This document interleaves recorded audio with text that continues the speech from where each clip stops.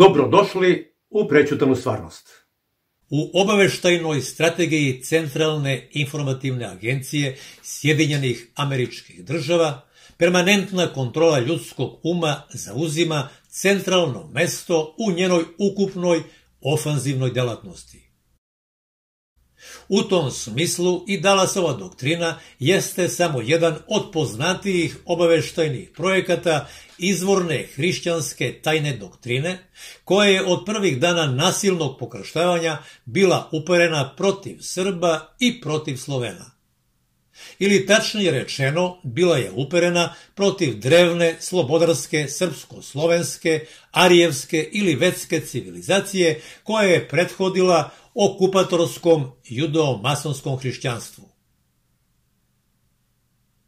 A jedan od prećutanih subjekata takve višedecenijske monopolske nelegalne kontrole svakako jeste i dobro poznati hrišćanski vernik eksploatisanog uma, koji baš zbog toga ne može da vidi i ne želi da zna da postoji i prljava obaveštajna pozadina hrišćanskog globalnog projekta.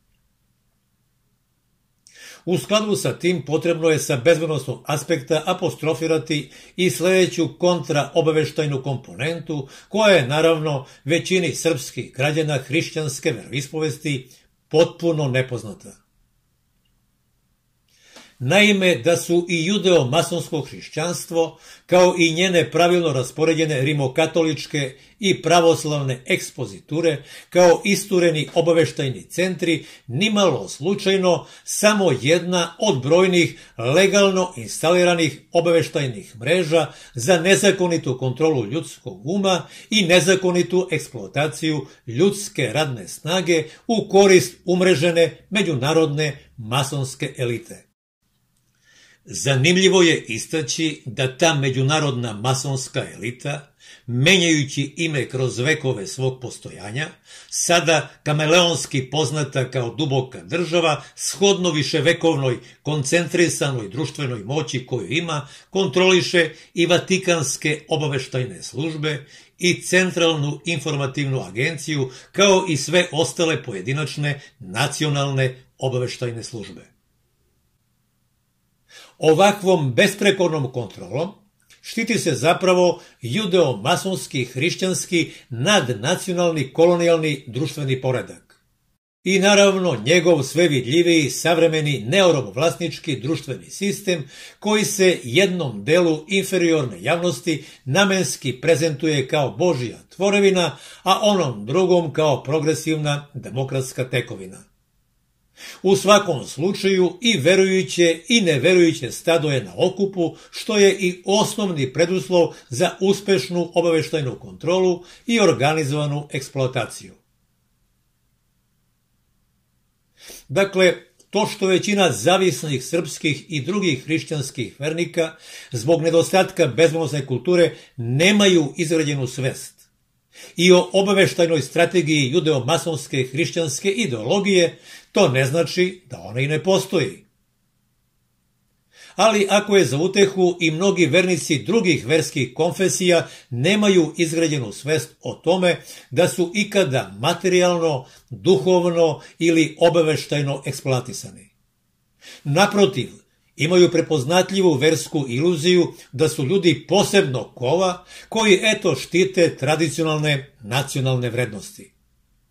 Međutim, žalosno je da oni na taj način samo nevešto kompenzuju neprijatnu istinu da su zapravo viševekovni otuđeni, duhovni i radni robovi. Zašto je to tako?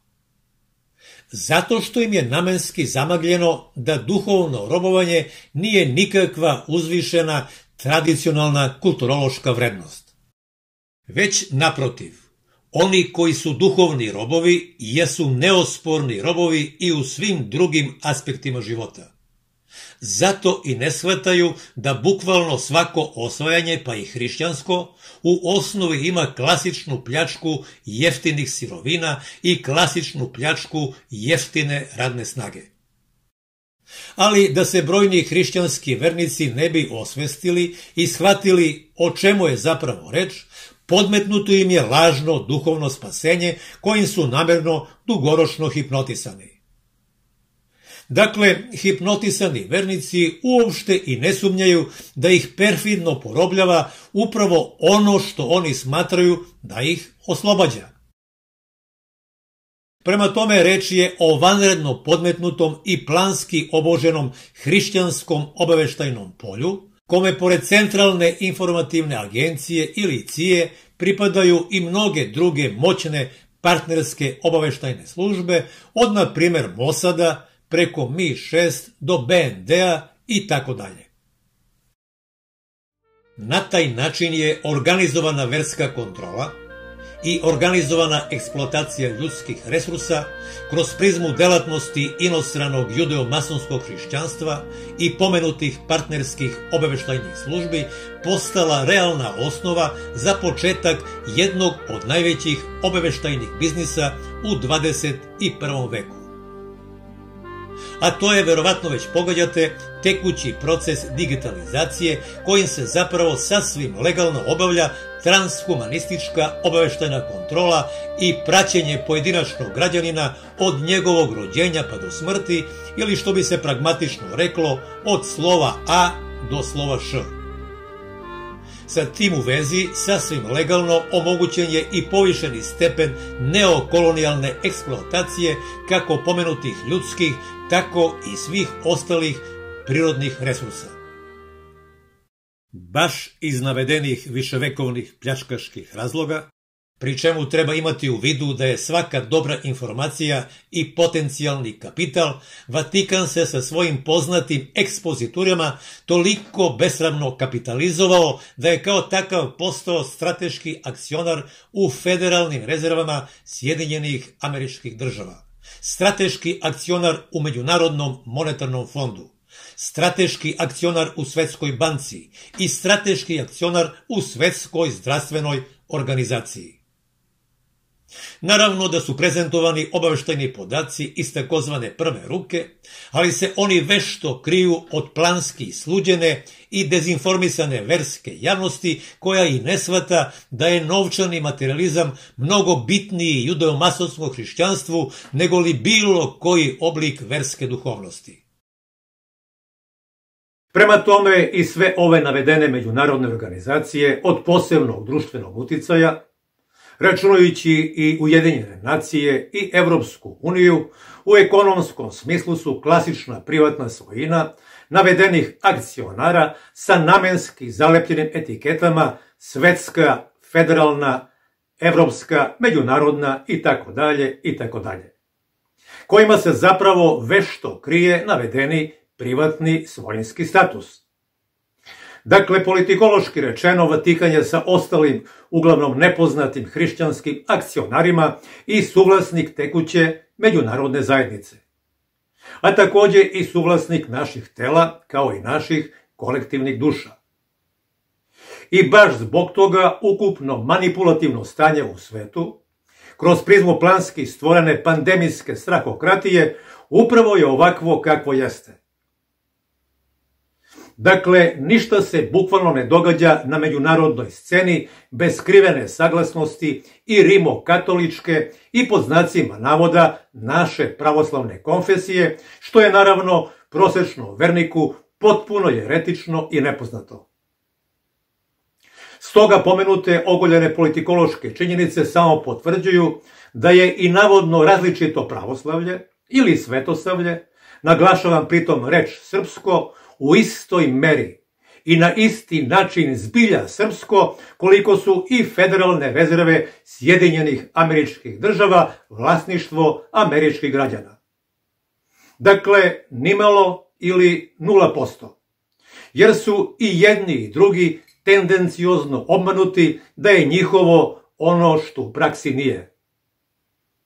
Zašto to tvrdim? Zato što je notorna politikološka činjenica da običan prosječan vernik nije subjekat hrišćanstva, već je to kontrolisani i eksploatisani rab Božji. Pritom su, da ponovim i budem potpuno jasan, takozvani Bog i brojni međunarodni i nacionalni sveci sa pratećom parazitskom verskom kamarilom u funkciji robovlasnika. a svi ostali građani jesu nesvesni ili svesni, ali u svakom slučaju prepoznatljivi rabovi Božji. Dakle, postavlja se krucijalno politikološko pitanje. Kome i kakvom se to takozvanom Bogu brojni vernici mole, kada se putem judeo-masonskog hrišćanstva, kako njenog rimokatoličkog, tako i njenog pravoslavnog krila, vanredno konzerviraju i takozvane klasične robovlasničke proizvodne snage i vanredno konzerviraju i takozvani klasični robovlasnički proizvodni odnosi. Naravno, uz saglasnost i pod patronatom hrišćanskog Boga koji bez ikakve sumnje sve zna, sve vidi, ali ćuti. Zašto? U čemu se onda ogleda problem neprepoznavanja ovakve planski stvorene neorobovlasničke stvarnosti? Problem neprepoznavanja neorobovlasničkih društvenih odnosa jeste međutim u tome što je potkupljena srpska srednjovekovna elita odlično odradila svoj deo posla i što je u međuvremenu silom nametnuta hrišćanska kolonijalna svest kod većeg dela Srba postala dominantni verski trend i društveno prihvatljivi oblik svakodnevnog kvazi-patriotskog ponašanja. Dakle, svi oni koji planski sluđeni takozvanim Bogom ne primećuju da žive u neorobovlasničkom eksploatatorskom sistemu ili nisu kritični prema robovlasničkoj religijskoj industriji, namenski su proglašeni društveno poželjnim, produhovljenim osobama. Međutim, kao što sam već naveo u ranijim videoklipovima, poenta je u tome da se duhovnost i robovanje uzajamno isključuju. Jer tamo gde ima bilo kakvog oblika robovanja, pa i verskog, nema duhovnosti. A tamo gde ima duhovnosti, svakako nema robovanja. Stoga su takozvani novokomponovani estradni hrišćani i novokomponovane estradne hrišćanke, a znamo ih ko su jer su medijski i najzastupljeniji, kao i mnogi verski obojeni nazovi politički analitičari na brojnim društvenim mrežama, kulturološko zlo sa respektivnim verskim uticajem. Zašto to kažem? Zato što jedini izlaz iz ove složene društvene situacije horski traže i nameću neukoj populaciji kroz hrišćanstvo i putem hrišćanskog takozvanog Boga. Dakle, svoj posrnuli narod ili svoje najrođenije i najmilije bukvalno pristrasno kanališu i svojski guraju hrišćanskoj aždaji pravo u usta.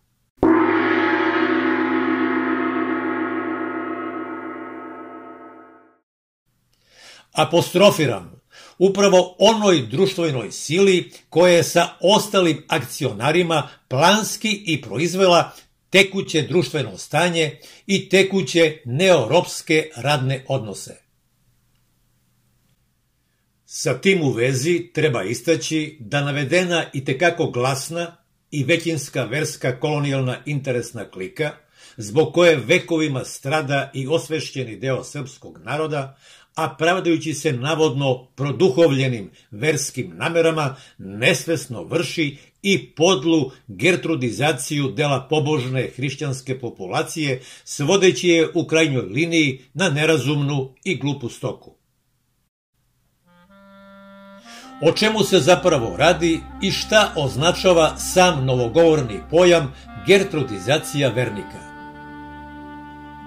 Gertruda je naime ime svinje poznatog robovlasnika naših duša Ilona Maska, odnosno njegove kompanije Neuralink. Dotičnoj svinji simpatičnog imena stručnjaci Maskove kompanije ugradili su čip u glavi i na taj način njen mozak direktno povezali sa kompjuterskim sistemom koji je shodno postavljenom cilju preuzeo i kontrolu nad svim njenim voljnim radnjama i funkcijama. Međutim, složit ćete se sa mnom, to nije ništa novo. Zašto to kažem? Zato što je gertrudizacija ljudskih bića bila poznata judeo-masonskim tvorcima hrišćanstva još pre 2000 godina. Još tada je naime pojedinačni mozak vernika bio umrežen sa centralnim kompjuterom koji sve zna, sve vidi i sve može i koji je bio i ostao poznat hrišćanskoj populaciji kao takozvani Gospod Bog.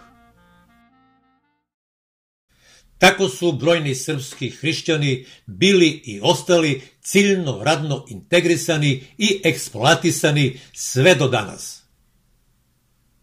Dajući nesvesno i sami doprinos organizovanoj, profitnoj, radnoj zloupotrebi, jer su u međuvremenu autošovinistički potisnuli svoju domaću, slobodarsku, prehrišćansku svest zarad tuđinskog hrišćanskog duhovnog ropstva. Kako se onda navedeno versko kolonijalno ponašanje kanališe u praksi? Pa rekao bih vrlo prosto. Sve dok se verujuća populacija od strane već navedenih hrišćanskih janičara bude kanalisala da ide putem Hristovog spasenja, neće biti nikakvih ozbiljnijih društvenih promjena. Zašto i zbog čega to tvrdim?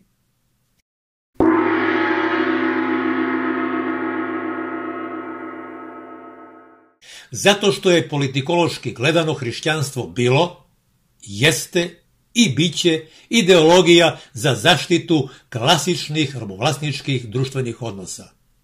Ponovit ću, zato što je politikološki gledano hrišćanstvo bilo, jeste i biće ideologija za zaštitu klasičnih robovlasničkih društvenih odnosa.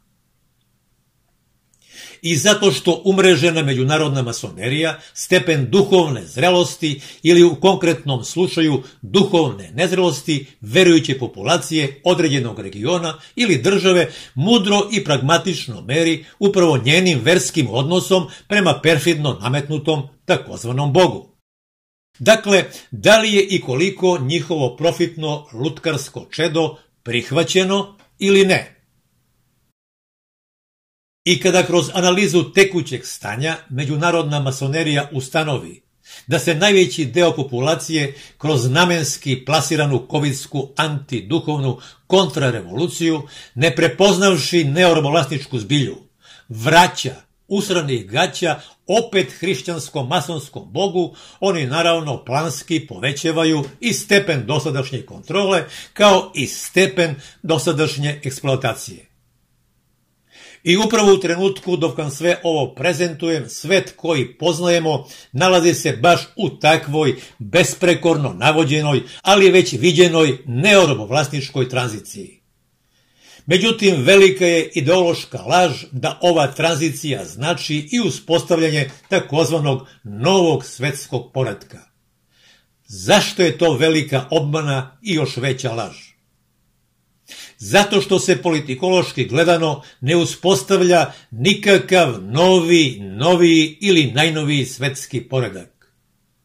Nego je to već viđeni i dobro poznati stari robovlasnički poredak, ali u novom modifikovanom ruhu i naravno, kao što je već ranije rečeno, sa novim transhumanističkim izmom u cilju skrivanja njegove klasične robovlasničke imovinske osnove.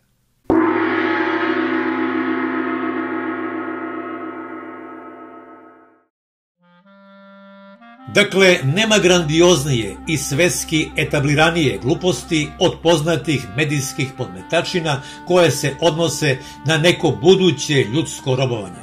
Citiram: oni žele da nas pretvore u robove. Ili, oni će od nas napraviti robove. Ili, mi ćemo biti njihovi robovi. Završen citat. Ne, poštovani pratioci. Neće oni od nas praviti robove u nekom budućem vremenu. Iz prostog razloga što smo mi već sada, u ovom trenutku, njihovi viševekovni robovi. Uostalom, otvorite oči i okrenite se oko sebe i vidjet ćete i sami tu novu psihosocijalnu realnost koja vam se suptilno sugeriše i medijski nameće. Pa dobro, u čemu je onda razlika između prethodnog i sadašnjeg digitalnog ropstva? Samo u rukavicama, poštovani pratioci. Samo u rukavicama. Prethodno ropstvo bilo je indirektno i u belim masonskim rukavicama. A sadašnje digitalno ropstvo je direktno i bez ikakvih rukavica.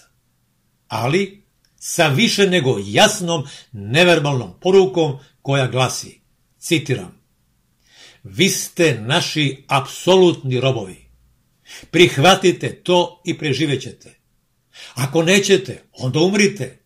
Baš nas briga za sve vas. Eto dakle gde nas je dovelo takozvano hrišćansko spasenje i takozvani hrišćanski Bog. Čovek i prava čoveka postoje samo u medijima. Demokratije ima samo u medijima. Pravde ima samo u medijima. Slobode ima takođe samo u medijima.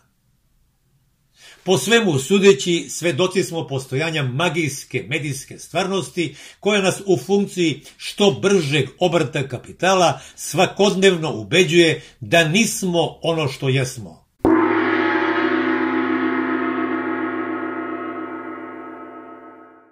Savremeni robovi. Prema tome, povratak večitom hrišćanstvu nije ništa drugo nego povratak večitom robovanju.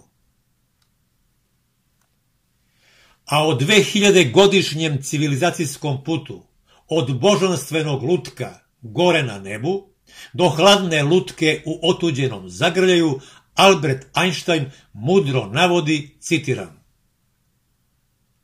nepromišljeno slušanje autoriteta, dodaću pre svega kratkovidih, agresivnih hrišćanskih apologeta, najveći je neprijatelj istine. Kraj citata.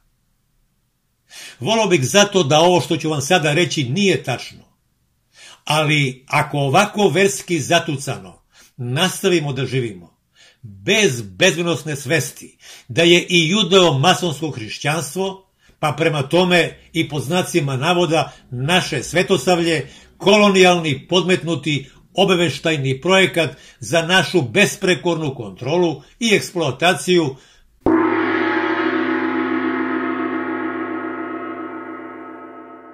nestaćemo kao narod.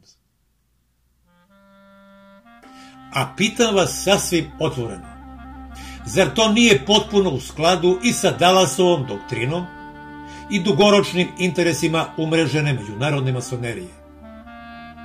Zato vam predlažem da ovaj politikološki apel shvatite veoma ozbiljno, jer pretpostavljam da ne znate da srpska elita nije više srpska, da francuska elita nije više francuska, da engleska elita nije više engleska, da nemačka elita nije više nemačka, da ruska elita nije više ruska.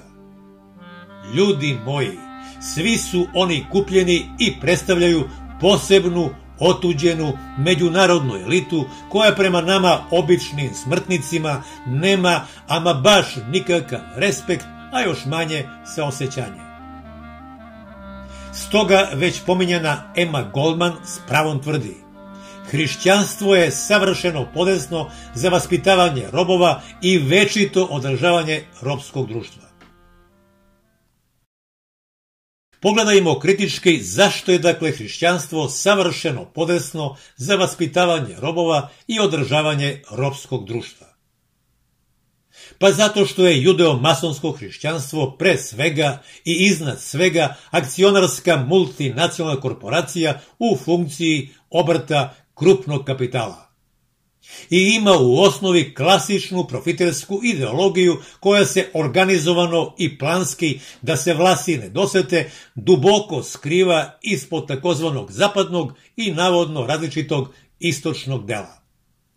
Također se vanredno krije i iza takozvanog judeo-masonskog božjeg lika i svima nama dobro poznate masonske Biblije. I kada već pominjem kompilacijsku Bibliju, treba se ovom prilikom podsjetiti anegdote koja se pripisuje južnoafričkom biskupu Desmondu Tutu, a koja je preuzeta iz jedne od knjiga profesora doktora Petra Anđelkovića. Naime, pomenuti Desmond Tutu opisuje dolazak grupe hrišćanskih misionara koji su od imovine nosili sa sobom samo pohabane Biblije ispod pazuha i ništa više. Zamolili su potom građane da se okupe na lokalni gradski trg i predložili da se svi zajedno zatvorenih očiju mole hrišćanskom Božjem Sinu Isusu Hristu. Tako su i učinili. Međutim, kada su na kraju molitve pobožni građani otvorili oči, shvatili su da oni sada imaju ispod svojih mišica pohabane Biblije, a da je grupa hrišćanskih propovednika od tog časa postala vlasnik celokupne njihove materijalne imovine, kao i njih samih. Dalji komentar o pljačkaškom karakteru judeo-masonskog hrišćanstva, nadam se, nije potreban. Da bi se upravo navedeno razbojničko lice hrišćanstva sakrilo, te da je i Bibliju od hartije izvanredno zamenio potonji američki dolar, takođe od bezvredne hartije, periodično se izmišljaju koje kakvi vanzemaljci, ravnozemljaši, reptaloidi, ciklične virusne pandemije, satanisti i drugi manipulativni oblici života, čiji je jedini modus postojanja da nas pojedinačno i kolektivno odvuku što dalje od sve prisutne neorobovlasničke stvarnosti. A u toj više nego uspešno stvorenoj neorobovlasničkoj stvarnosti posebnu medijsku pažnju dobila je, nadam se da već pogađate, satanistička krvomanija. Dakle, pogledajmo politikološki precizno ko se i šta se zapravo planski krije iza satanista. Čiji se dugoročni interesi kriju iza satanističke internacionale.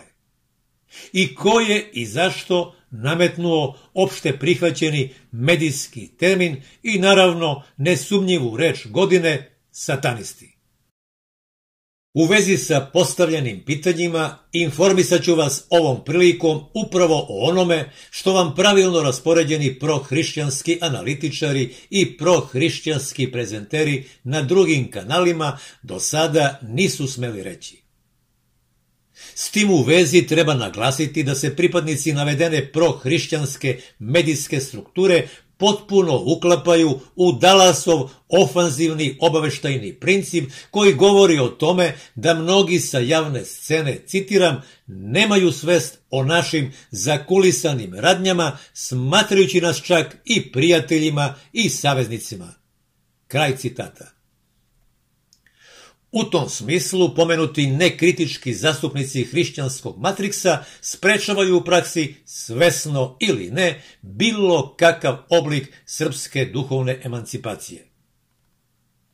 Stoga akcentujem i sledeće prećutane politikološke činjenice kojima se ukazuje da se iza satanizma krije pod znacima navoda opšte prihvaćeno judeo-masonsko hrišćanstvo, naravno sa pratećim rimokatoličkim i pravoslavnim ekspoziturama, koje međutim pomenuti prezenteri u navedenom kontekstu nisu ni slučajno smeli da pomenu. Postavlja se pitanje zašto? Zato što ne treba da se zna da su i svi medijski poznati satanisti, od na primjer katolika Billa Clintona do naše pravoslavne Marine Abramović, pa dakle i visoko rangirani drugi političari, razni etablirani umetnici, razni zabavljači, razni filmski glumci i pevači i do ostalih medijskih javnih ličnosti po svom verskom opredeljenju pre svega bili i jesu pobožni hrišćani. I to, molim vas, ne bilo koji i ne bilo kakvi, već naprotiv veoma ugledni hrišćanski prvaci i po liniji življenja i po liniji rada. Prema tome, satanisti nisu niko drugi, već pre svega bogati i ugledni hrišćanski kvazi vernici i kvazi humanisti. Bogati i ugledni hrišćanski donatori i bogate i ugledne hrišćanske demokrate koji su sve vreme obavljali nečasne, pedofilske i druge kriminalne radnje protiv naše dece, protiv čoveka i protiv čovečnosti, a naravno krijući se iza Hristovog lika i iza judeo-masonskog hrišćanstva. Dakle, šta je onda satanizam? Vrlo jasno i vrlo precizno politikološki rečeno, drugo Janusovo lice judeo-masonskog hrišćanstva koje se vešto krije od brojnih izmanipulisanih vernika. Konkretno rečeno, satanisti su hrišćanska međunarodna elita koja je bukvalno poludela od para. Za razliku od običnog hrišćanskog sveta koji je također poludeo, ali zbog besparice. Zato se baš i ćuti da je svim satanistima sveta upravo masonska Biblija bila i jeste primarna ideološka zaštita za satanističko viševekovno divljanje. Ilustracije radi, starozavetna Božja naredba jevrejskom rabu Božjem Avramu glasi, citiram: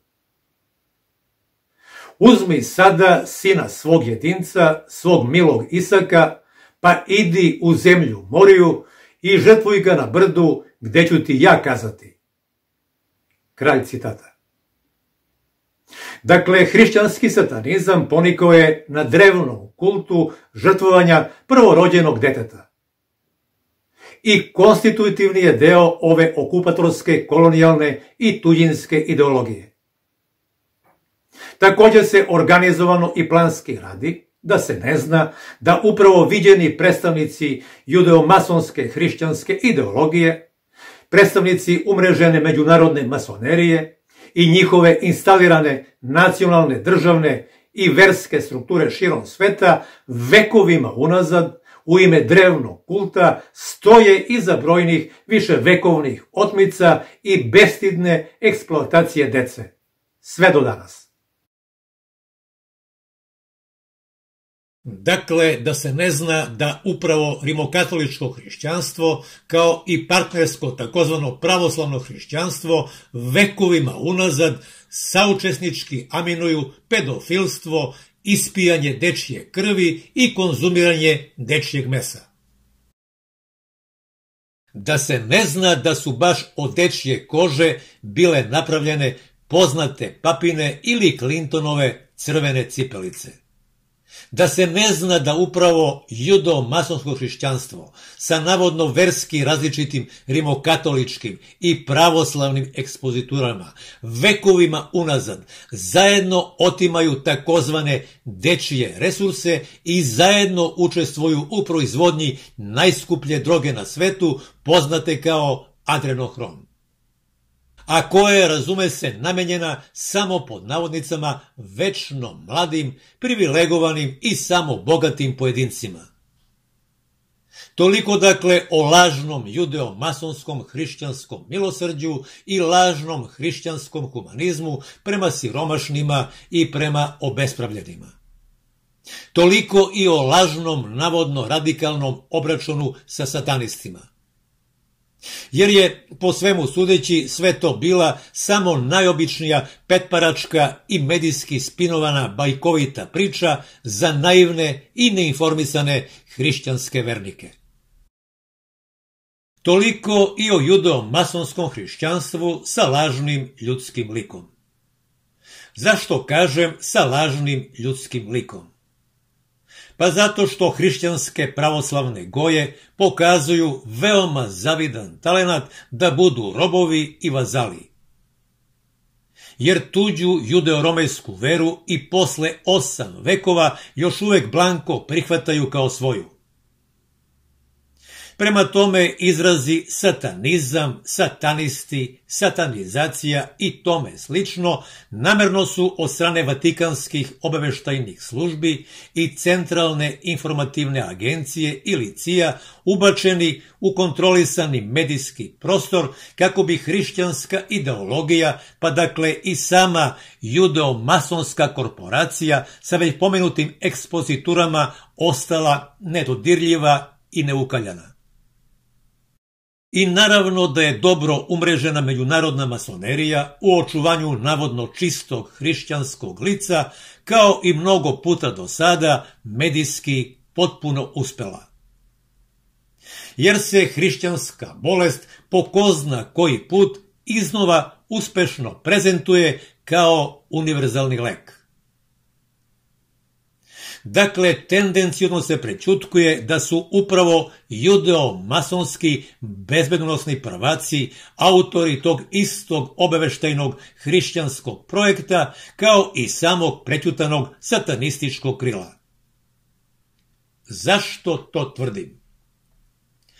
Zato što je jedna od osnovnih politikoloških premisa da ovakve uigrane interesne grupe kroz istoriju ljudskog razvoja uvek razvijaju i vodeću tezu i vodeću antitezu, kontrolišući tako obe navodno suprotstavljene strane. U kontekstu navedenog treba imati u vidu i da su skoro sve sekte na svetu svojevrsne obaveštajne tvorevine elitnih bezbednosnih struktura. U svakom slučaju, niko od pomenutih vajnih srpskih publicista, bar koliko je meni poznato, nije pomenuo navedenu simbiozu između satanizma i nedodirljivog judeo-masonskog hrišćanstva, naivno preporučujući kao izlaz iz ove složene situacije upravo povratak judeo-masonskom hrišćanstvu i povratak judeo-masonskom takozvanom Bogu. Dakle, povratak u zagrljaj viševekovnom duhovnom dželatu, u čije ime je izvršen srednjovekovni genocid nad Srbima i nad Slovenima, koji ne treba nikada zaboraviti niti oprostiti hrišćanskoj ideologiji. U toj površnoj i histeričnoj prohrišćanskoj aktivnosti, kao što sam već naveo, prednjači, nažalost, navedena grupa poznatih i dobro organizovanih srpskih intelektualaca koji, metaforično rečeno, ne silaze sa ekrana, iako im je nacionalna bezbednost i obaveštajna delatnost stranih obaveštajnih službi tabula rasa. Zašto se oni tako ponašaju? Na ovo pitanje direktni odgovor nalazi se u Dallasovoj doktrini, gde on decidno kaže: mi ćemo naći istomišljenike i svoje plaćene saveznike i pione u njihovoj domovini. Malo po malo mi ćemo odigrati grandioznu pozorišnu predstavu koja će biti pogubna za sve suparničke Srbe i sve suparničke Slovene. I konačno, nepovratno ćemo uništiti njihovu nacionalnu svest. Stoga treba podvući da nismo samo postkomunistička i postpetooktobarska kolonija, već da smo sa nametanjem tuđeg, nesrpskog i neslovenskog, fantastično obaveštajno podmetnutog hrišćanstva postali i ostali genetski modifikovana duhovna kolonija sve do danas. Jer ne zaboravite, pored GMO hrane postoje i genetski modifikovane verske konfesije, kao i genetski modifikovani ljudi ili vernici, o čemu se već punih 8 vekova naravno javno ne govori. A zašto? Zato što je politikološki gledano nasilna nemanjićka promena prehrišćanske rodne vere predstavljala i prećutanu promenu drevnog, slobodarskog, srpskog i u širem smislu slovenskog identiteta. I dakle ulazak u sivu zonu manjeg ili većeg oblika trajnog istorijskog vazalstva koje u kontinuitetu traje sve do danas. Zbog toga je neosporna bezbednosna činjenica da sada većina Srba i u širem smislu Slovena, a u potpunom skladu i sa ofanzivnom Dalasovom obaveštajnom doktrinom, imaju prećutani hrišćanski, globalističko-kolonijalni verski identitet, čija je osnovna karakteristika negovanje vazalno-ropskog mentaliteta i naravno negacija svega što je domaće, od istorije do kulture. Međutim, umesto da se toga stide i da naprave kulturološki otklon, neosvešćeni srpski hrišćanski vernici, ne shvatajući odakle i kakvi obaveštajni vetrovi duvaju, još uvek se kolonijalnom hrišćanskom verom ponose i diče. I na taj način više nego jasno šalju neverbalnu poruku vatikansko-partnerskim obaveštajnim službama da još uvek nemaju izgrađenu svest da su vekovima već u ropsko-vazalnom duhovnom položaju. I dakle, kolonijalna kontrola i kolonijalna eksploatacija nastavlja se nesmetano, kružno dalje. Tako su putem hrišćanstva obaveštajno obrađivane strane, a zna se da su to u konkretnom slučaju srpska i slovenska, podlo navedene da svoje istorijsko-verske poraze slave kao nacionalne pobede, a svoje nacionalne gubitnike slave kao heroje i revolucionare, što je u bezbednosnom smislu psihokulturološko nacionalno poniženje prvog reda. Dakle, radi se o savršenom inostranom vatikansko-partnerskom ofanzivnom obaveštajnom prodoru, plasiranog putem hrišćanskog obaveštajnog polja, koji baš zbog toga savršeniji ne može biti. Zašto to tvrdim? Zato što većinski deo hrišćanske populacije uopšte i ne sumnja u prljavu obaveštajnu ulogu hrišćanstva i hrišćanskog takozvanog Boga. A da podsjetim, svako ispovedanje je zapravo bilo i jeste legalizovani metod prikupljanja tajnih obaveštajnih podataka. Svaka čast, majstori. Sve u svemu ima se generalni politikološki utisak da verski razbijeni Srbi i verski razbijeni ostali Sloveni itekako dobro služe inostranom kolonijalnom hrišćanstvu, ali ne i globalističko judo-masonsko hrišćanstvo njima i njihovim nacionalnim interesima. U skladu sa tim formiran je u hodu i takozvani novi puzeći srpski patriotizam, koji veoma ozbiljno nagriza 1000-godišnju prehrišćansku nacionalnu istoriju i 1000-godišnju prehrišćansku kulturnu baštinu. A bez koje, ruku na srce, Srbi nisu i ne mogu biti Srbi. I baš zbog toga bezbednosno površni hrišćanski trabanti ne mogu da shvate da primarni zajednički imenitelj svih Srba, ma gde oni bili, nije tuđe judeo-romejsko hrišćanstvo, niti očuvanje tuđinskih hrišćanskih svetinja, već očuvanje drevnog kolektivnog sećanja i srpske slobodarske svesti. Stoga na kraju citiram: odnos prema srpstvu i Srbima jedina je patriotska vododelnica i druge nema. Kraj citata.